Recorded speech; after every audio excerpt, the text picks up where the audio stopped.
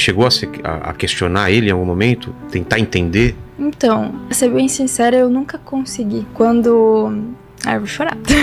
Quando eu descobri o meu diagnóstico, eu lembro até hoje que eu peguei... Eu tava lendo a Bíblia, eu tava no hospital. Eu sempre levava a Bíblia comigo, ficava lendo. Como foi esse dia? Você tinha feito alguns exames e tava esperando... No dia que a Melina tava presente ali lá no hospital, eu tinha sido encaminhada pra fazer um raio-x. Na verdade, eu já tinha passado por 5 médicos.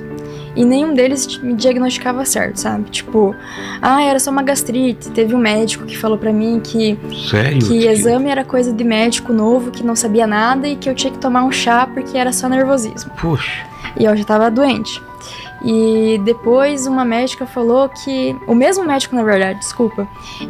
Eu consultei com ele de novo e ele falou que essas dores que eu sentia era só tomar um chazinho em casa que passava e que eu não tinha que ficar indo consultar.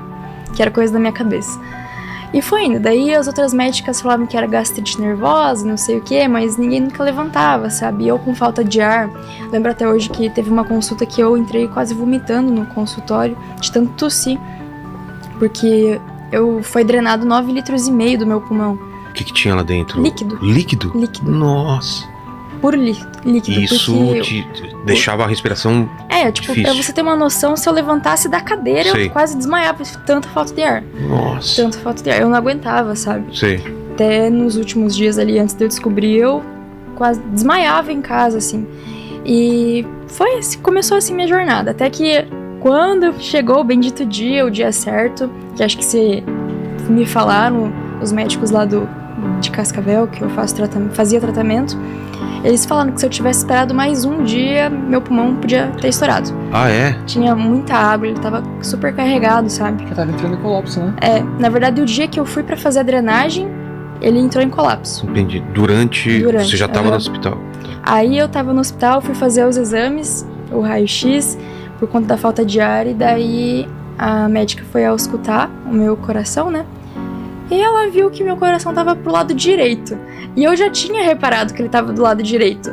Como assim? Aí ela perguntou, você sempre teve o coração do lado direito? Eu falei, não, mas eu senti ele do lado direito. E daí ela me mandou fazer tomografia e tudo.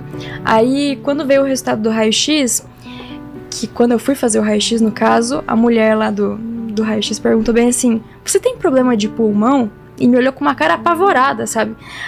Aí eu pensei, puta que pariu, sabe? Eu acho que tem alguma coisa. Na hora, assim, me veio, já sabe? bateu, né? Até porque nessa hora que ela me falou isso, eu lembrei eu sabia, assim, bateu, assim, que eu realmente tava doente, porque um tempo antes de eu descobrir, acho que, não vou dizer o tempo certo, mas dá pra chutar 15 dias antes de eu ir pro hospital, eu tava orando e eu perguntei, Deus, por favor, o que eu tenho, sabe, me cura, por que eu tô sentindo isso, sabe, tipo, e nunca melhora, sabe, eu queria uma resposta, assim, sabe quando passa, até me arrepio, assim, sabe quando passa, assim, uma voz na tua cabeça, tipo uma intuição? Sim, já aconteceu. E eu lembro até hoje que enquanto eu estava orando, passou, você tem câncer. Nossa. Tipo, foi um relance, assim, e eu fiquei, o que eu tô pensando, né, que bobagem. Aí eu peguei e fui dormir. E daí no dia que eu fiz o raio-x, ela falou isso, eu me liguei, sabe? E eu já fiquei internada. Aí o meu coração tava pro lado direito porque o tumor era imenso, dava pra colocar Ele empurrou tudo, porque ele começou a crescer em volta do meu coração e comprimiu o coração, pulmão e traqueia. Então tava tudo desviado, sabe? Até às vezes você pode perceber que quando eu falo muito, minha voz fica meio rouca.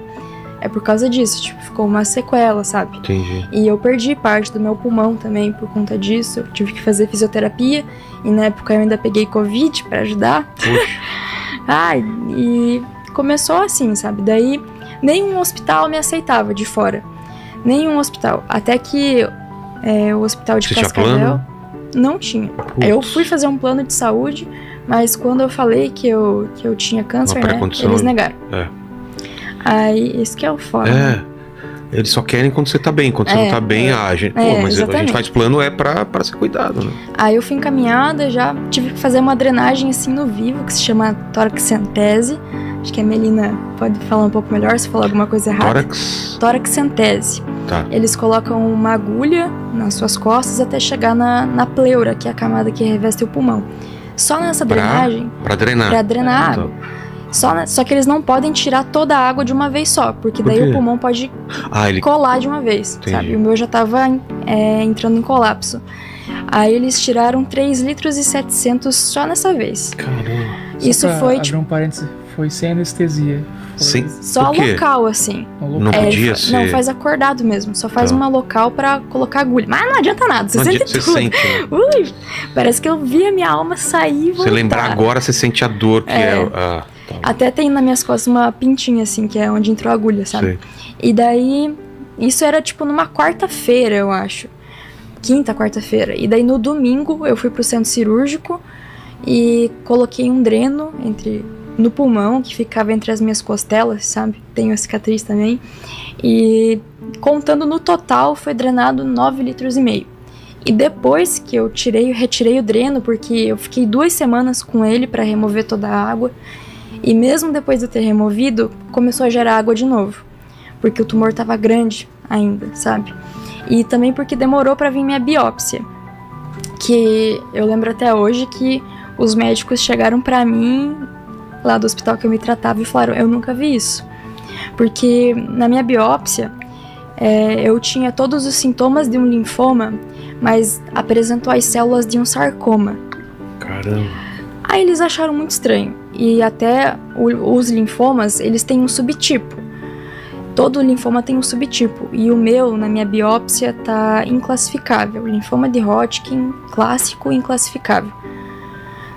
Porque é uma coisa que ainda que aí eles mandaram pra fora e conseguiram fechar que era linfoma de Hodgkin. Ah, tá. Mas eu acho muito engraçado, sabe? Porque todos os tratamentos que eu fiz, que nem o primeiro tratamento que eu fiz, ele diminuiu quase todo o tamanho tumoral. Só que a atividade dele ficou pior do que na primeira vez. Ah, é? A atividade eles medem num exame que se chama PET scan. Sim. E daí aparece uma numeração. Tipo, vamos supor que no primeiro exame que eu fiz, tava 9,5. E daí esse exame que o tumor tinha diminuído, mas a atividade tinha aumentado, tava tipo em 12. Sabe? Tipo, foi muito estranho. Aí eu fui encaminhada pra fazer outra quimioterapia.